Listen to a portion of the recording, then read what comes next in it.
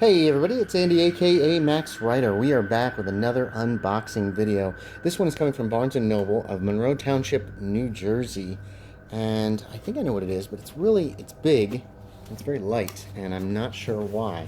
I would have thought it would have been heavier and a little thicker, but maybe the book that I ordered is much smaller than I expect. I'm opening it from the back.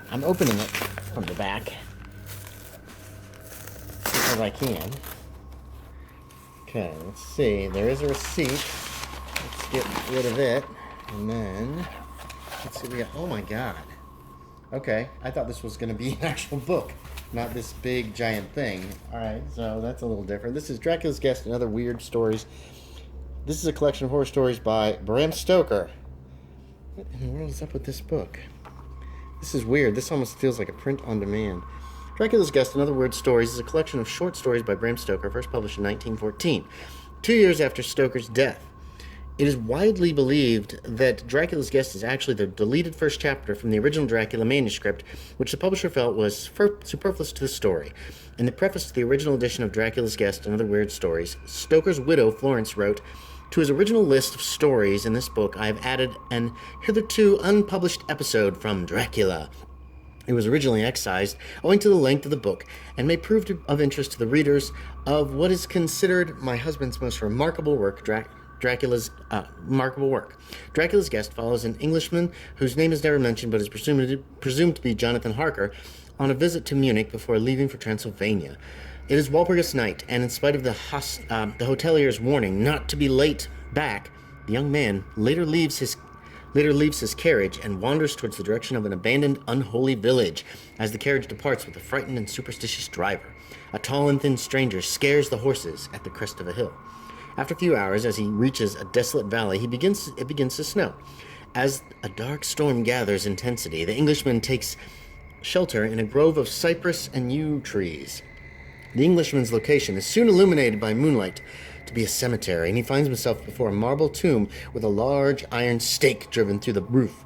The inscription reads, "Countess Dollingen of Gratz, in Syria, sought and found death, 1801. Inscribed on the back of the tomb, graven in great Russian letters, is "The Dead Travel Fast," which was an ode to the fable Lenore. The Englishman is disturbed to be in such a place in such a night, and as the storm breaks anew, he's forced by pelting hail to shelter in the doorway of the tomb.